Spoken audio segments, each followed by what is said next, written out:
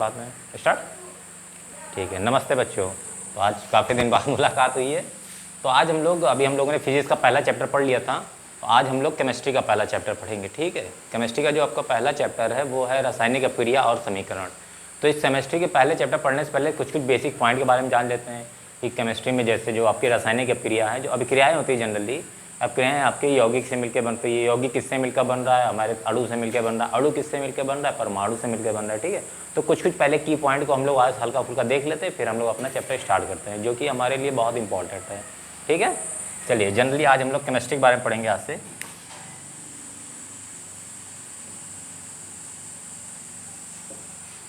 ठीक है, तो केमिस्ट्री में जैसे हम लोगों ने कई चीज़ें पढ़ रखा है कि हम लोग पढ़ते हैं कि केमिस्ट्री में कि जो सबसे छोटा तत्व है, जो सबसे हमारे केमिस्ट्री में जो सबसे छोटा तत्व या फिर जो सबसे छोटी चीज़ है वो क्या है? परमाणु है। ठीक है, लेकिन परमाणु से भी छोटा, क्योंकि जब कुछ वैज्ञानिकों ने यह अध्ययन किया तो उन्होंने क्या पता किया?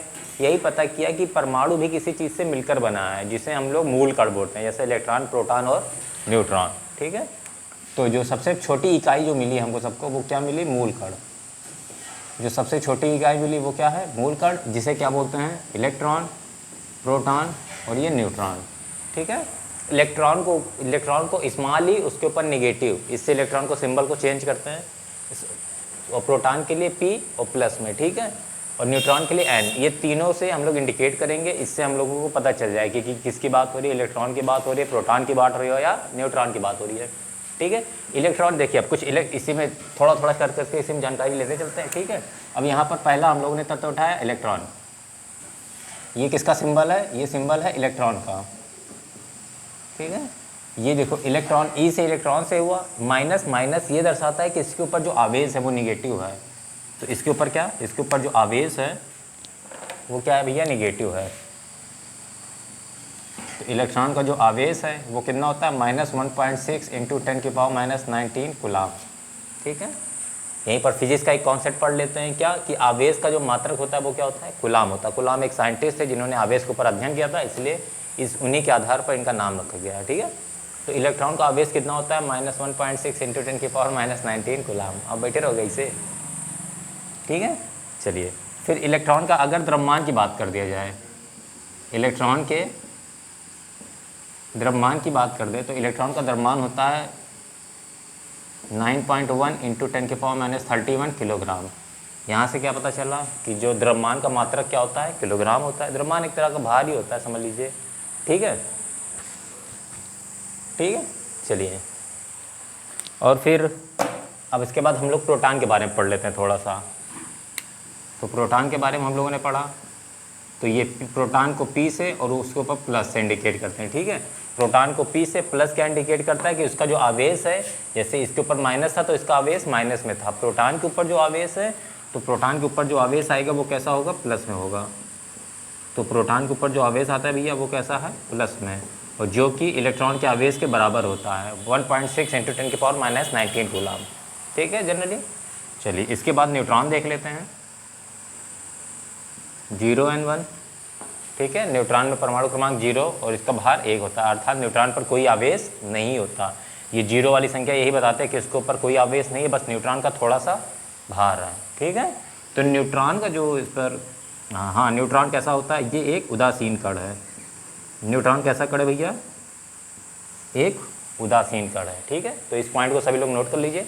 फिर इसके आगे मूल कण के आगे हम लोग पढ़ाते हैं। हम आपको कुछ सीरीज बताना चाहते हैं क्या, कि जो मूल कण से मिलकर क्या बना? परमाणु बनते हैं। इन्हीं परमाणु को हम लोग तत्व भी बोलते हैं। परमाणु से मिलकर क्या बनता है? अणु बनता है। अणु से मिलकर क्या बनता है? यौगिक।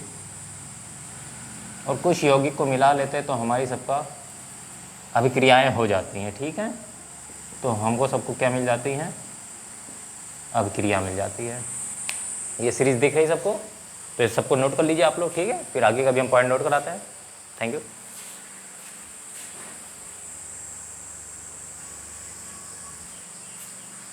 ठीक है बच्चों, तो हम लोगों ने अभी पढ़ लिया है कि थोड़ा मूल कण के बारे में पढ़ लिया। मूल कण के बारे में तत्व पढ़ते हैं, तो मूल कणों से मिलकर तत्व बनता है। तो तत्व के बारे में थोड़ा पढ़ लेते हैं कि तत्व क्या होता है। ठीक है, तत्व को हम लोग एलिमेंट बोलते हैं। आप लोगों ने अपने पीरियोडिक टेबल में देखा होगा कि हमारे पास कितने एलिमेंट है? 108। हमारे सबके आवर्त सारणी में 108 तत्व हैं, जिसमें पहला तत्व क्या है? हाइड्रोजन, दूसरा हीलियम, लिथियम, बेरिलियम, बोरान, ऐसे कर करके चला गया 108 नंबर तक। ठीक है, तो जो ये हमारे सबके जैसे जो तत्व हैं, तो तत्वों को क्या है कि जब एक एक तत्व आप लोगों ने नाम सुना होगा आवर्त सारणी में, तो तत्व जो होते हैं वो इलेक्ट्रॉन, प्रोटॉन और न्यूट्रॉन से मिलकर बने होते हैं। ठीक है, तत्वों में कुछ हम आपको कुछ स्पेसिफिक चीज़ बता देते हैं कि जैसे एक तत्व मैं लिख रहा हूँ, इसके बारे में थोड़ा चीज़ नोटिस करते हैं हम लोग। जैसे अगर हम लोगों ने सोडियम लिखा तो आपको सोडियम ऐसे मिलेगा, कहीं भी लिखा आपको मिलेगा, Na मतलब सोडियम होता है। ठीक है, तो आपको कहीं भी अगर सोडियम मिलेगा तो वो ऐसे ही लिखा मिलेगा 11Na23। तो इस किसी भी तत्व में एक एक सिंबल का क्या मतलब है, आज एक एक चीज़ हम लोग जानेंगे। ठीक है, तो 11, 19, 23 का देखिए क्या क्या मतलब है। जो Na होता है, मतलब कि जो बीच में ABCD वाली अल्फ़ाबेट लिखा होता है, ये क्या होता है? तत्व का प्रतीक होता है, सिंबल। ये क्या होता है? सिंबल, प्रतीक। ठीक है, उस तत्व को, जिस तत्व का हम लोग नाम लेंगे, उस तत्व को जिस प्रतीक से हम लोग चिन्हित करेंगे वो बीच में लिखा जाता है। जो नीचे वाली गिनती है इसको परमाणु क्रमांक बोलते हैं। इसको क्या बोलते हैं भैया? परमाणु क्रमांक, और ब्रैकेट में एटॉमिक नंबर। ठीक है, इसको परमाणु क्रमांक बोलते हैं। और जो ऊपर वाली गिनती होती है इसको कहते हैं परमाणु भार। कभी कभी इसको द्रव्यमान संख्या भी बोलते हैं। ठीक है, तो आपकी बुक में जिस जिस नाम से हो कंफ्यूज नहीं होना है, दोनों नाम इसको जानो, इसको परमाणु भार भी बोलते हैं और द्रव्यमान संख्या भी बोलते हैं। ठीक है, एटॉमिक वेट, इसकी भी इंग्लिश लिख देते हैं। इसकी इंग्लिश क्या हो जाएगी? Atomic weight.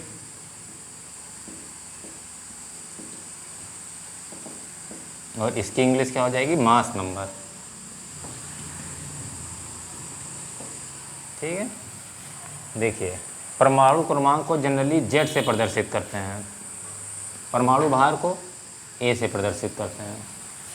ठीक है, इतने सभी लोग नोट कर रहे हैं। और जो अन्य होता है सिंबल, तो मतलब परमाणु क्रमांक को नीचे लिखते हैं, सिंबल को उसके ऊपर, उसके सबसे ऊपर परमाणु भार या द्रव्यमान संख्या को लिखते हैं। ठीक है, तो यही चीज़ आपको पहचानना है कि कहाँ पर क्या चीज़ें लिखी जा रही हैं। आपको केमिस्ट्री में सिंबल लिखना भी बहुत इंपॉर्टेंट होता है। सिंबल लिखने के रूल में देखिए क्या होता है कि सिंबल में पहला अक्षर कैपिटल में होता है। अगर सिंबल एक अक्षर का है, जैसे हाइड्रोजन, तो हाइड्रोजन का देखिए एक ही अक्षर है तो पहला अक्षर कैपिटल।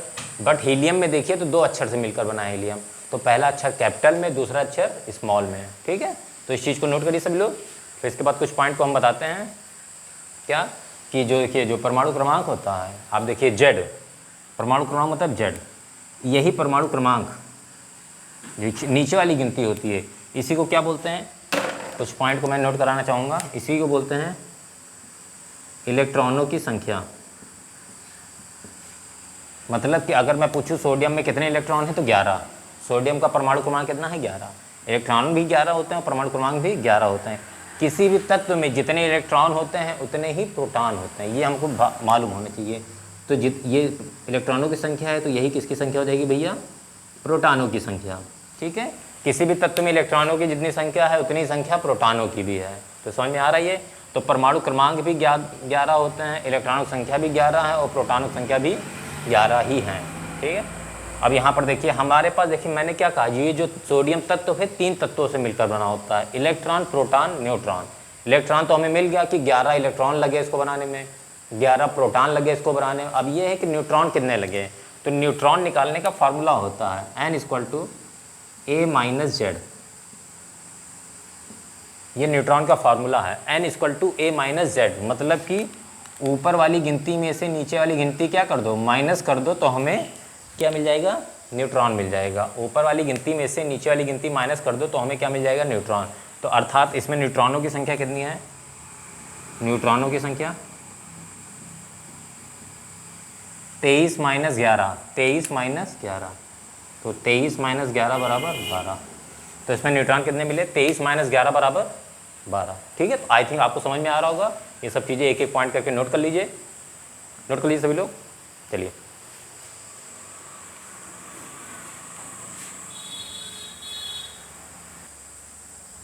तो बच्चों सभी लोगों ने तत्व के बारे में पढ़ लिया। तत्व के बाद अब हम लोग किसके बारे में पढ़ेंगे? तत्व या फिर परमाणु। अब हम लोग अणु के बारे में पढ़ेंगे। ठीक है, लेकिन अणु बारे में पढ़ने से पहले कुछ तत्व मैं लिख के आपको दे रहा हूँ, उस तत्व के बारे में आपको क्या क्या चीज़ें लिखनी है कमेंट में उसका आंसर सभी लोग दीजिएगा, ठीक है। तो जैसे अभी हम लोगों ने सोडियम के इलेक्ट्रॉनों की संख्या, प्रोटॉनों की संख्या बताया, परमाणु क्रमांक बता दिया, द्रव्यमान संख्या बता दिया, न्यूट्रॉन, 5 चीज़ आपको निकालना बता दिया है। उसी तरह मैं कुछ अभी आपको तत्व दे रहा हूँ, उनके आपको क्या करना है, सभी टर्म्स निकाल के बताने, ठीक है। तो ये आपके लिए होमवर्क है, इसको कमेंट में सभी लोग आंसर दीजिएगा। आपको किसकी संख्या, आपको परमाणु क्रमांक, कामा परमाणु भार, कामा इलेक्ट्रॉनों की संख्या, कामा प्रोटॉनों की संख्या, कामा न्यूट्रॉनों की संख्या बताइए, ठीक है। तो मैं आपको कुछ तत्व दे रहा हूँ, आपको ये 5 चीज़ निकाल के इसमें बताना है, ठीक है। देखिए पहला एक है आपका सोडियम दे ही दिया था, एक कार्बन का निकालिए, एक ऑक्सीजन का पहले निकालते हैं, ठीक है। कार्बन का निकाल लीजिए, कार्बन बहुत इंपॉर्टेंट एक तत्व है, ठीक है। कार्बन हो गया है, और एक फेरस,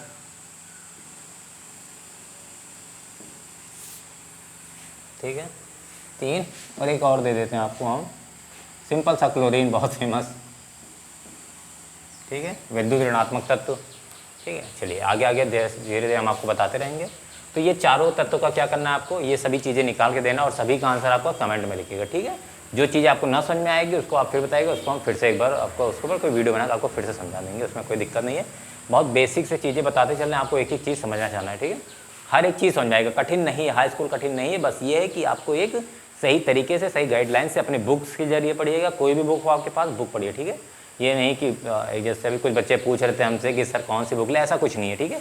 आप कोई भी बुक हो, कोई भी बुक, सारी बुक अच्छी होती हैं, सारे टीचर अच्छे हैं, सारी बुक अच्छी हैं, आप पढ़ने वाले होने चाहिए मन लगाकर, सिस्टमेटिक से थोड़ा थोड़ा हर एक चीज़ को समझते चलिए, सारी चीज़ें आएंगी, ठीक है, और नंबर अच्छे आते हैं। इस बार हमारे पढ़ाए बच्चे देखो, हाई स्कूल में 94%, और जो इंटर में 96, 97 नंबर फिजिक्स, मैथ, केमिस्ट्री ऐसे ऐसे आ रहे हैं। सो मतलब क्या है कि वो बच्चे मेहनत कर रहे थे, कंटिन्यू थोड़ा थोड़ा चीज़ों को समझ के आपके पास एक बहुत लॉन्ग टाइम पीरियड होता है चीज़ें, ठीक है।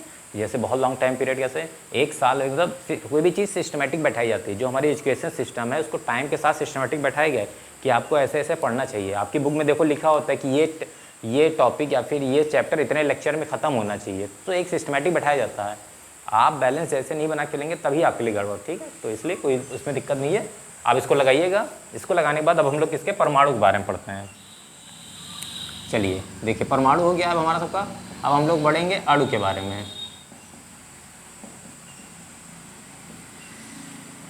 और सभी बच्चों से मैं रिक्वेस्ट करूँगा कि वीडियो को ज़्यादा से ज़्यादा शेयर करो, ताकि ज़्यादा से ज़्यादा बच्चे समझ सकें। बहुत ही इसलिए बहुत नॉर्मल लैंग्वेज में समझाते हैं हम, ताकि आपको समझ में आए।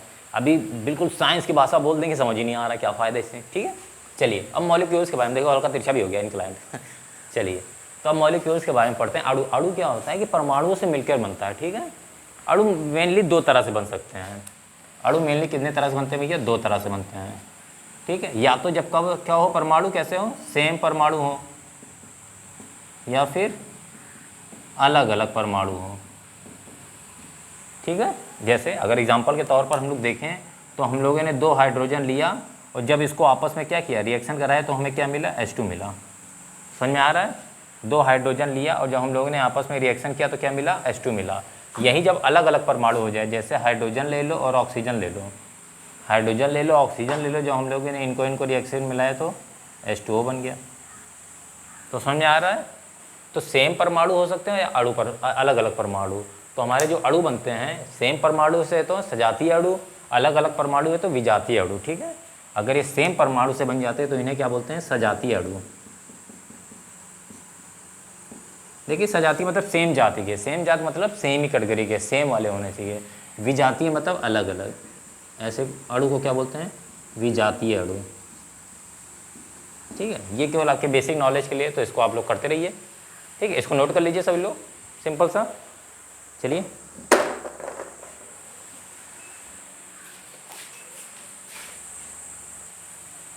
ठीक है, तो अभी आप लोगों ने अणु पढ़ लिया था, अब यौगिक पढ़ लेते हैं।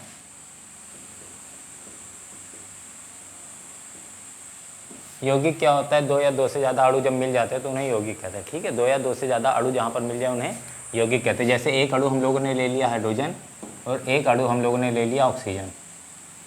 ठीक है, एक अणु हम लोगों ने ले लिया हाइड्रोजन और एक अणु हम लोगों ने ले लिया ऑक्सीजन। तो हमें पता है हाइड्रोजन और ऑक्सीजन मिलके हमेशा हमें जल मिलता है, वाटर। तो हम लोगों ने वाटर का फार्मूला लिख लिया, देन 2H2O। ठीक है, तो सिंपल सा क्या है फंडा कि अणु क्या होता है, ये क्या होता है अणु। ठीक है, अभी पिछले में करेक्शन कर लीजिएगा, पिछले में हमने वो जो सजातीय विजातीय बताया था उसमें जो H2 था H2O था। ठीक है, तो H2O नहीं होगा, H2O नहीं, वहाँ पर H2 होगा। ठीक है, तो क्या होता है अणु, क्या होता है जब सेम तत्व हो। ठीक है, जब 2 तत्व मिल जाए तो उन्हें क्या बोलते हैं, अणु बोलते हैं। जब 2 तत्व मिल जाए उन्हें क्या बोलते हैं, अणु।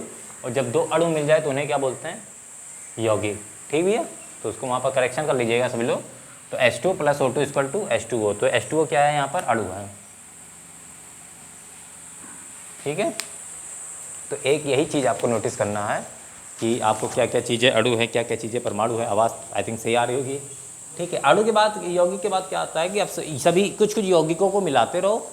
ठीक है, तो जब 2 या 2 से ज़्यादा यौगिक बन जाए, जैसे अगर हमारे पास कोई यौगिक A है, एक यौगिक हमारे पास B है। ठीक है, तो जब यौगिक को मिलाया गया, 2 या 2 से ज़्यादा यौगिक को मिलाया गया तो हमें एक तीसरा यौगिक मिला। 2 या 2 से ज़्यादा यौगिक को मिलाया गया तो हमें कुछ उत्पाद मिलता है। ठीक है, तो इस घटना को क्या बोलते हैं, इसी को अभिक्रिया बोलते हैं। ठीक है, इस घटना को क्या बोलते हैं, इसी को अभिक्रिया बोलते हैं जनरली।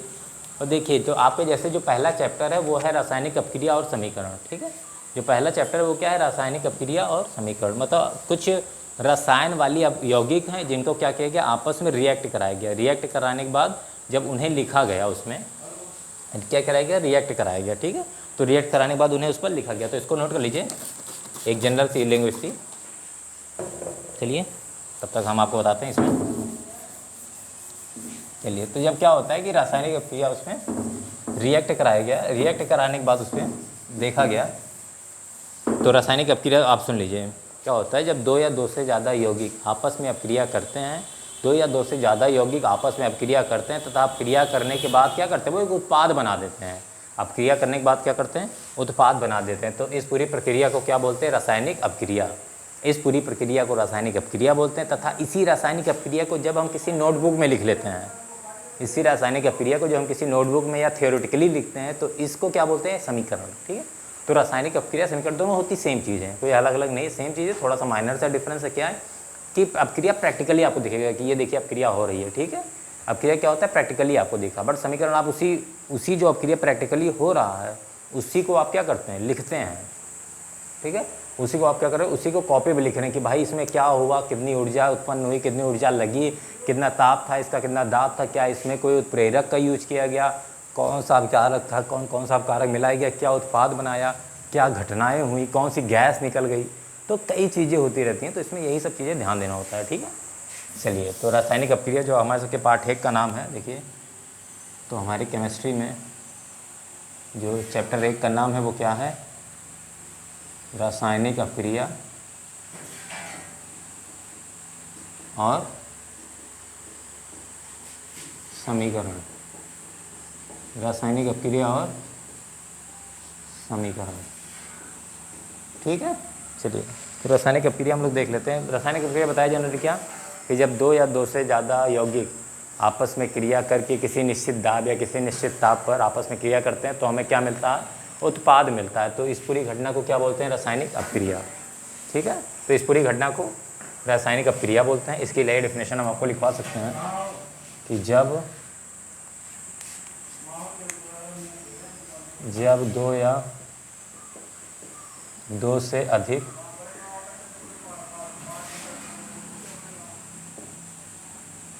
यौगिक या फिर अणु भी हो सकते हैं। ठीक है, यौगिक या अणु किसी निश्चित दाब ताप पर आपस में अपक्रिया करते हैं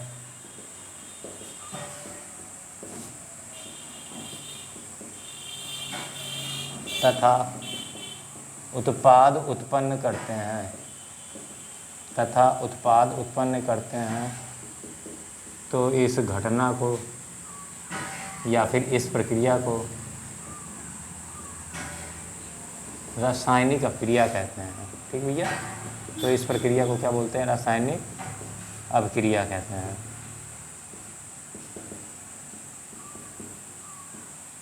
सभी लोग नोट करिएगा। तो इस प्रक्रिया को क्या बोलते हैं? रासायनिक अपक्रिया। ठीक है, जनरली जैसे अगर हमारे पास कोई दो तत्व हैं या फिर दो यौगिक हैं, जिसका नाम है, एक का नाम ए है और एक का नाम बी है, तो हम लोगों ने जब इनको रिएक्शन कराया तो इस पर कुछ ताप लगा होगा, मतलब इतने डिग्री सेल्सियस पे इन्हें गर्म करना चाहिए, या फिर दाब भी लग सकता था। ठीक है, उत्प्रेरक भी कभी कोई यूज होता है। उत्प्रेरक क्या होता है कि अभी आपको बताएंगे आगे, क्या यही बता देते हैं। उत्प्रेरक कुछ ऐसे तत्व होते हैं, ठीक है, कुछ ऐसे तत्व जो अपक्रिया की दर को क्या करते हैं? परिवर्तित कर देते हैं, या तो बढ़ा देंगे या तो घटा देंगे। तो ऐसे तत्वों को क्या बोलते हैं? उत्प्रेरक बोलते हैं। ठीक है, इन्हें एडिशनल में अलग से यूज किया जाता है। जैसे अगर आपको बहुत बहुत सिंपल से बताएं कि जब हम घर बनवाते हैं, जो मसाला होता है आप लोगों ने देखा होगा ना, मसाले में अगर उसके वेट का लगभग 0.5% हम चीनी यूज करते हैं, चीनी घर में चाय वाली, उसके मसाले के वेट का लगभग 0.5% हम चीनी यूज कर दें तो मसाले की स्ट्रेंथ बढ़ जाती है, मतलब उसकी मजबूती बढ़ जाती है, आपके घर में मजबूती बन जाएगी। ठीक है, बट ज़्यादा यूज करने से ऐसा नहीं है, थोड़ा सा माइनर सा। तो ऐसे कुछ कुछ तत्व होते हैं जो क्या करते हैं कि उत्प्रेरक का काम करते हैं। कभी कभी उत्प्रेरक जो होता है वो ताप के रूप में भी हो सकता है। जैसे अगर आपके घर में चाय उबल रही हो, धीमी आंच पर रखी हुई है, तो क्या होता है? चाय नहीं उबल पा रही, धीमे धीमे आपने क्या कर दिया? स्टोव को बढ़ा दिया। ठीक है, तो मतलब जब आप आंच बढ़ा देते हैं, उसका टेम्परेचर बढ़ा दिया, तो अब देखिए आपकी क्रिया जल्दी जल्दी होने लगी। ठीक है, आपको क्रिया जल्दी चाहिए, आपने ताप बढ़ा दिया। ठीक है, जिसकी वजह से क्रिया जल्दी होने लगी। अब वो उबाल खाने लगा, उबाल खाने वक्त क्या करेंगे आप? उसको धीमा कर देते हैं, आपने ताप को कम कर दिया। अब आपको क्या चाहिए? अब क्रिया धीमी धीमी चाहिए। ठीक है, तो उत्प्रेरक क्या होता है? ये एक ऐसे तत्व होते हैं जिनकी उपस्थिति से क्या होता है? अभिक्रिया की दर या तो बढ़ जाती है या तो घट जाती है, अर्थात परिवर्तित हो जाती है। ऐसे तत्वों को उत्प्रेरक बोलते हैं। ठीक है, तो हमारे पास दो तत्व थे, ए और बी। ए और बी को जब आपस में क्या किया है? क्या अभिक्रिया कराया गया। अभिक्रिया करने के बाद उत्पाद बना, उस उत्पाद का नाम सपोज दैट सी है। ठीक है, तो ये क्या हो गया? ये रासायनिक, तो इस हमें उत्पाद मिला, तो इस पूरी घटना को या फिर इस पूरी प्रक्रिया को क्या बोलते हैं? रासायनिक अपक्रिया। और इसी रासायनिक अपक्रिया को जो हमने देखे, जैसे मैंने इस टाइम व्हाइट बोर्ड पर नोट किया है, आप अपनी कॉपी पर नोट करेंगे, तो इसको जब हम लोग अपने व्हाइट बोर्ड पर या कॉपी पर कहीं भी नोट करते हैं, इस अपक्रिया को दिखाते हैं कि हमने भाई ऐसे ऐसे चीज़ें हुई हैं। ठीक है, तो इसको क्या बोलते हैं? इसको समीकरण बोलते हैं। इसी को समीकरण बोलते हैं। प्रैक्टिकली में अपक्रिया हो गया, थियोरेटिकली में समीकरण हो गया। ठीक है, चलिए अपक्रिया से रिलेटेड कुछ चीज़ें पता कर लेते हैं कि जितनी भी क्रियाएं होती हैं, जो भी तत्व क्रिया करते हैं, जो भी तत्व क्रिया करते हैं, अर्थात एरो के बाईं ओर, उन सभी को क्या बोलते हैं? अभिकारक बोलते हैं, रिएक्टेंट। ठीक है, उन सभी को क्या बोलते हैं? अभिकारक बोलते हैं। और जो दाईं ओर मिलती है, अर्थात जो हमें उत्पाद मिल रहा है, उन्हीं को क्या बोलते हैं? उनको तो उत्पाद ही बोलते हैं, अर्थात प्रोडक्ट। ठीक है, तो अब धीरे धीरे सब शब्दों को याद करिए कि अभिकारक। अब हर जगह हम लोग यौगिक या अणु नहीं बोलते, अब कहीं कहीं उत्पाद अभिकारक बोलना शुरू कर देंगे, और उत्पाद। तो आपको समझना पड़ेगा कि कौन सी कहाँ कहाँ चीज़ें हैं। ठीक है, तो अपक्रिया जनरली कई तरह की आपकी अपक्रिया आप लोगों ने पढ़ रही होगी। संयोजन अपक्रिया, वियोजन अपक्रिया, प्रतिस्थापन अपक्रिया, द्विप्रतिस्थापन अपक्रिया, डिस्प्लेसमेंट रिएक्शंस। ठीक है, फिर उसके बाद रेडॉक्स रिएक्शन, जिसमें हम लोग ऑक्सीडेशन और रिडक्शन, ऑक्सीकरण और अपचयन पढ़ते हैं। ठीक है, तो ऐसी कई अपक्रियाएँ हैं, कई अपक्रियाओं को हम लोग पढ़ते रहेंगे थोड़ा थोड़ा, धीरे धीरे। ठीक है, चलिए, तो इसको सभी लोग नोट कर लीजिए, फिर इसके आगे हम बता रहे हैं आपको।